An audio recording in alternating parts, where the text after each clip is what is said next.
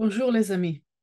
Donc on avance, il nous reste encore 2 semaines avant le grand jour de Rosh Hashanah, donc la nouvelle année, le jour dans lequel on pourra mettre les nouveaux germes pour la nouvelle année. Et cette portion, elle s'appelle Nitzavim Vayeler. Ça veut dire qu'il y a 2 portions cette semaine. Et, donc, il y a deux choses très importantes sur lesquelles on parlera, mais pour rien avoir une appréciation en plus, comme c'est la dernière, on va dire le dernier Shabbat, le dernier fin de semaine avant le jour de Rosh Hashanah, c'est comme l'accumulation de tout le travail qu'on a fait jusqu'à maintenant. Donc, on a vraiment comme une énergie très, très puissante. Il faut aussi prendre en considération que c'est vraiment la dernière ou les dernières portions dans lesquelles Moïse il parle aux Israélites. C'est vraiment la fin de sa vie. Et, sur une dimension, comme Moïse, il est pas décédé, mais c'est euh, les dernières paroles qu'il dira aux Israélites. Et la chose de très intéressante qui se passe dans la conversation avec les Israélites, c'est le fait qu'au début de la conversation, Moïse, il donne une image très extrême du travail spirituel qu'on a à faire sur Terre. Donc, il parle pour les Israélites et à son temps, mais bien sûr à toutes les générations. Donc, mais au début de sa discussion, il parle comme c'est une continuation de la dernière semaine avec toutes les choses graves qui peuvent arriver quand on ne fait pas notre travail spirituel.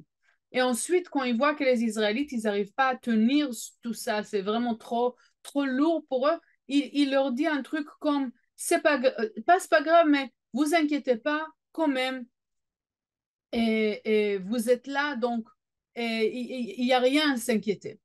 Et ensuite, comme la prochaine manière de sa discussion, c'est euh, toutes les choses que vous allez faire, toutes les choses que vous allez faire, même si vous allez créer une obscurité ou une séparation de la lumière, elle sera là pour vous.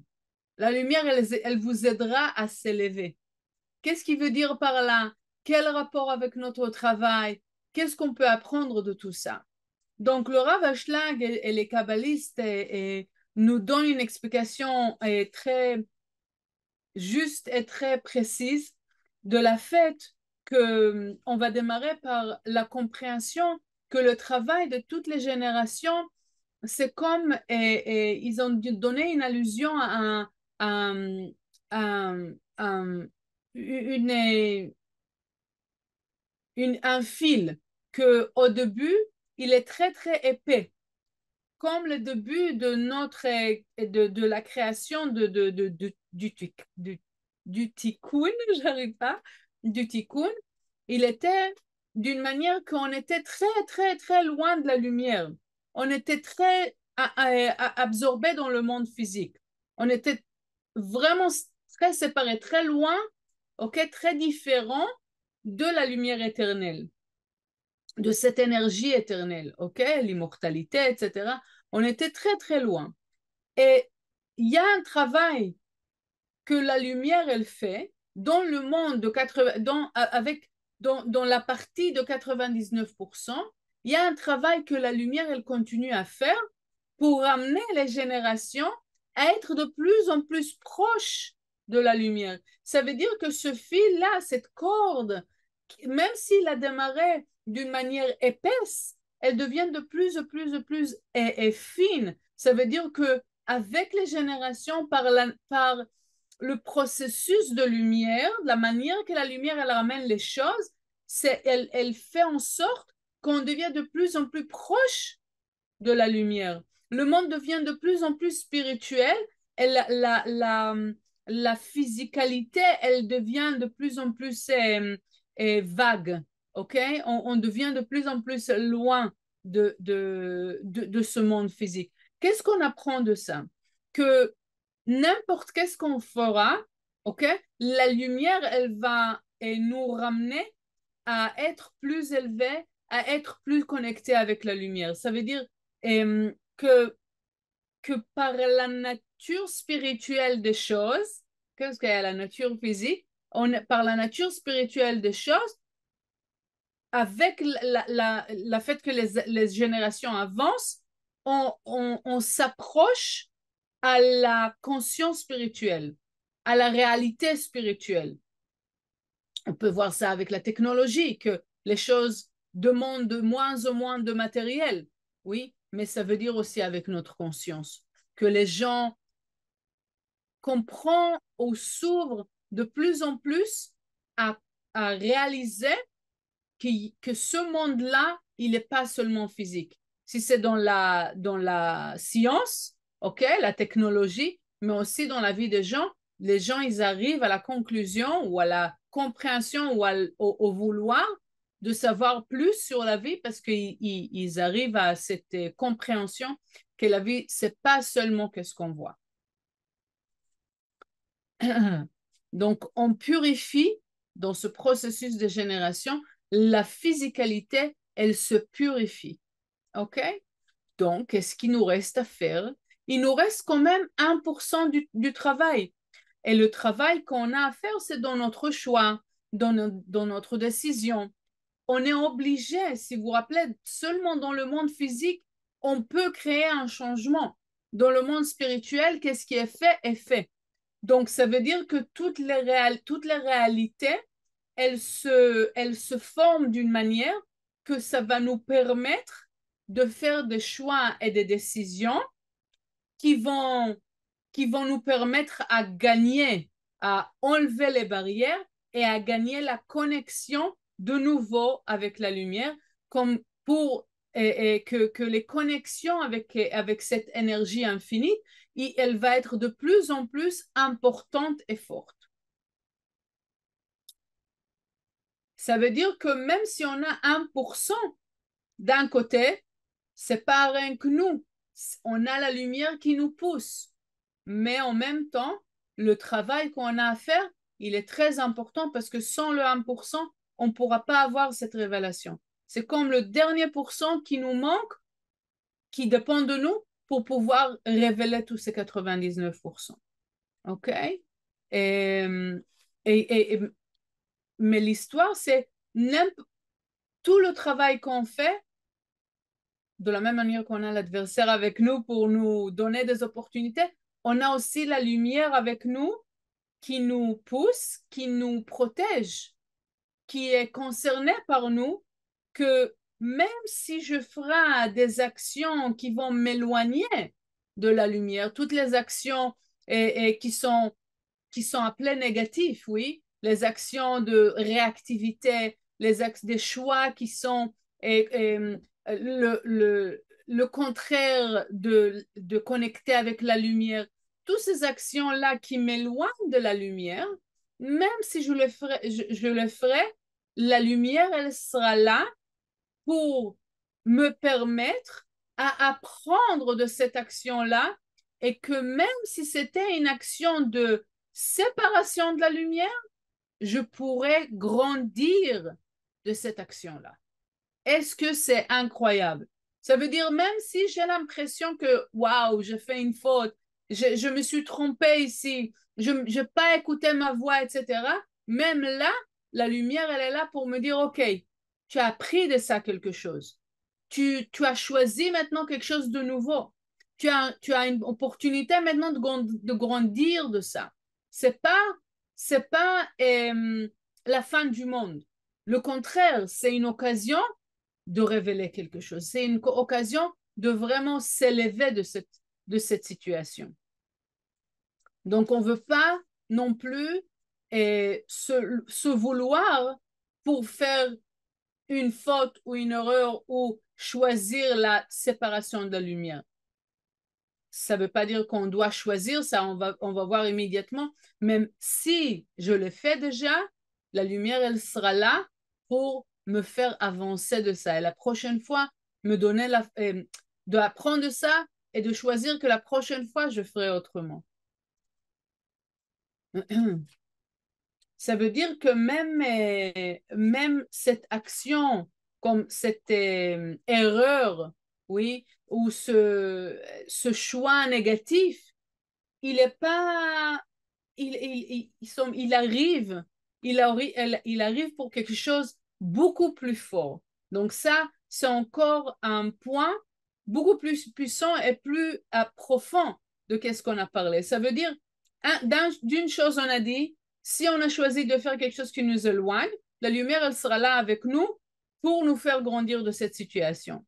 Mais encore plus, la raison pour laquelle j'ai fait cette erreur ou ce choix, il était là pour me permettre de faire la correction là-dessus.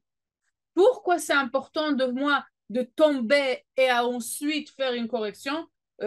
C'est pas mieux que dès le départ, je fais pas la faute au début de la situation?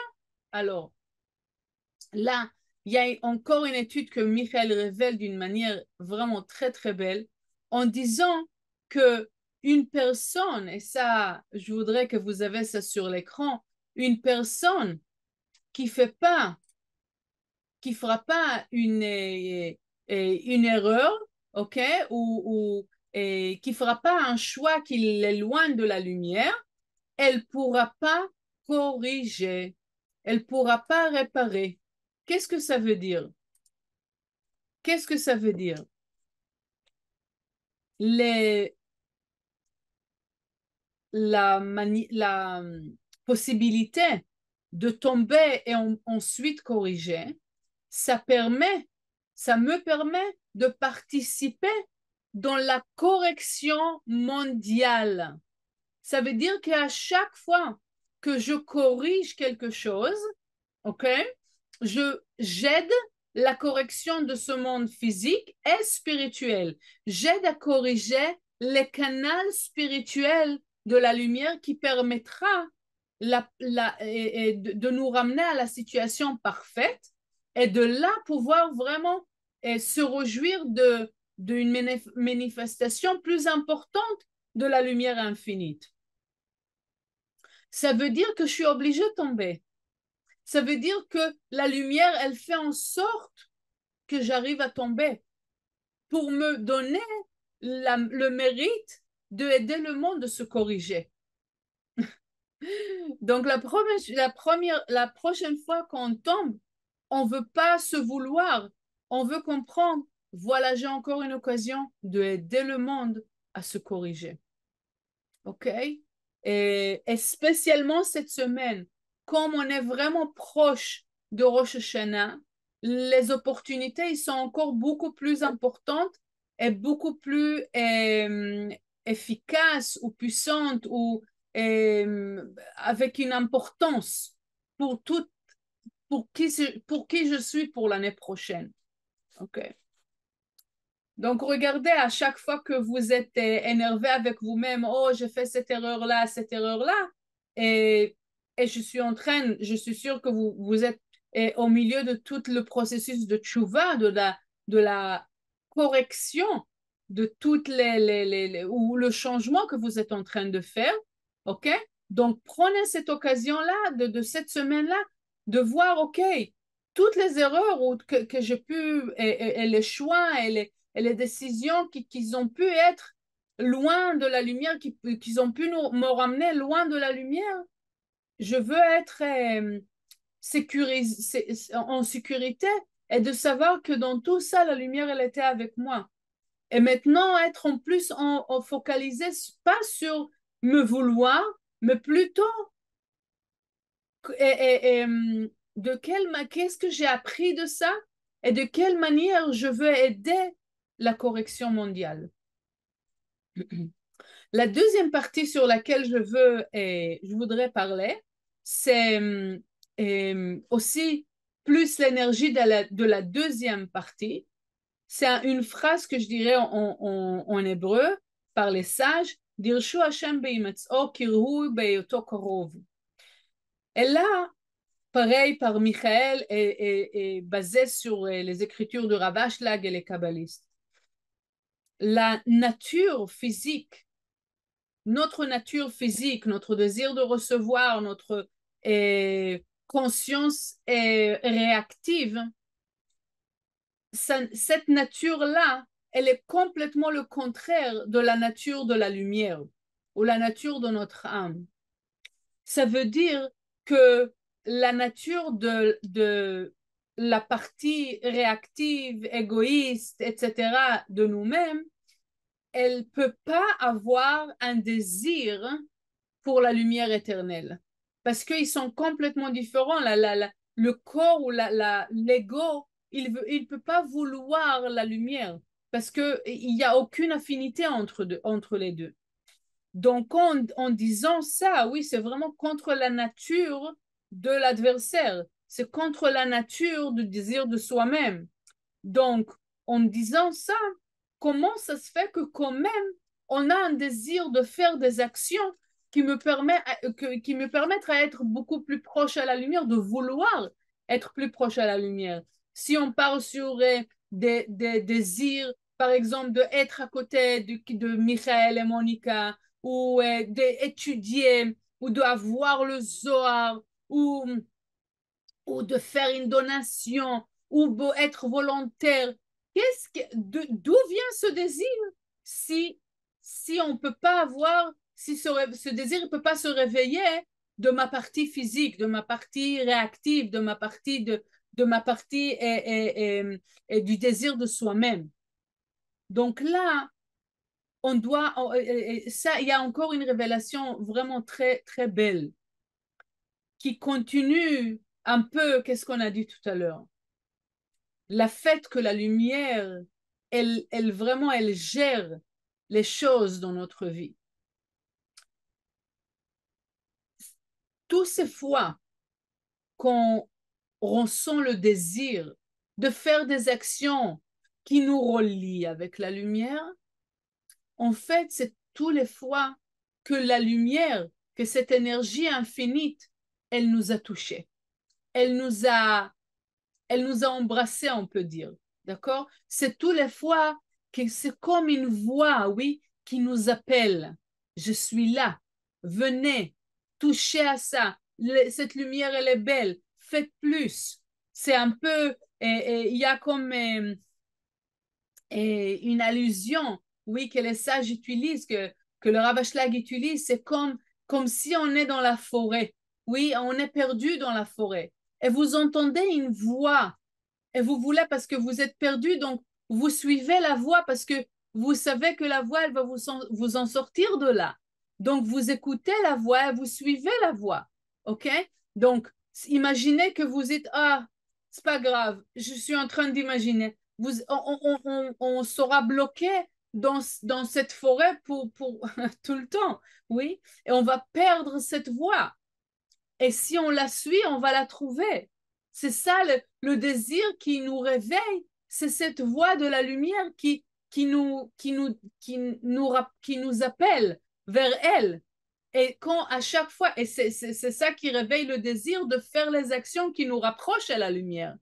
Et à chaque fois qu'on dit, ah non, c'est pas grave, je ferai pas ça, ou et je donnerai pas maintenant, je ferai pas aujourd'hui, j'aiderai pas aujourd'hui, ou un jour, on verra bien, je viendrai pour une fête ou pour quelque chose, et je commencerai à étudier, ou j'aurai le soir un jour.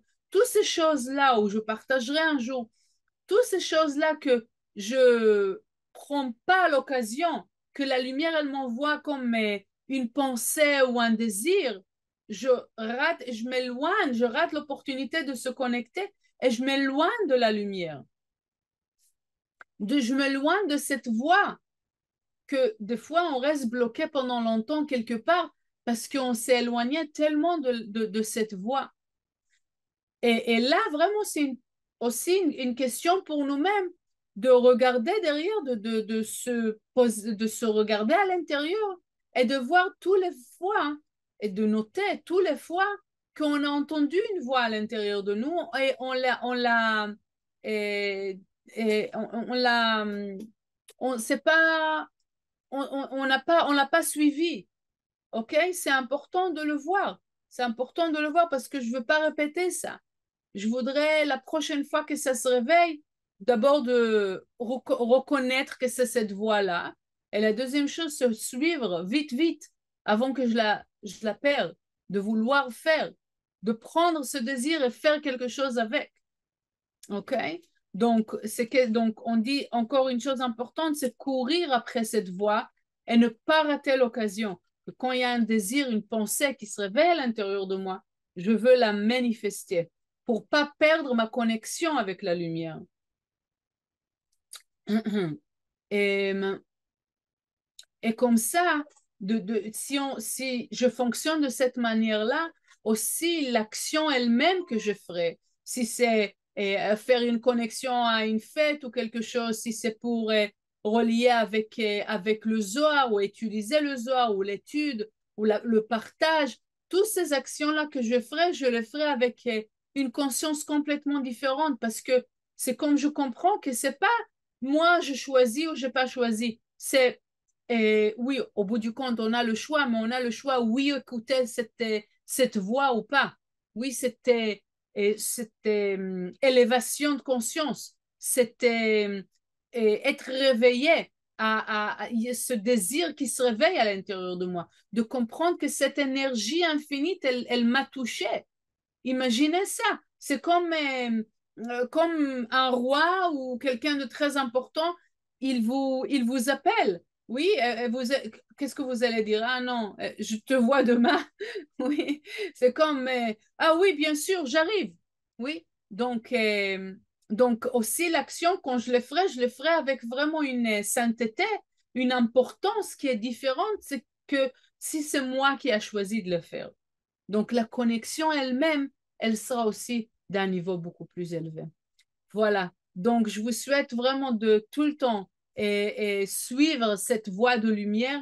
Cette semaine est spécialement d'utiliser la force de cette voie et ne pas rater, ne pas, pardon, se perdre et dans les actions pas très positives qu'on a pu faire en sachant que la lumière, elle est tout le temps avec nous. Voilà, je vous souhaite vraiment une très bonne semaine.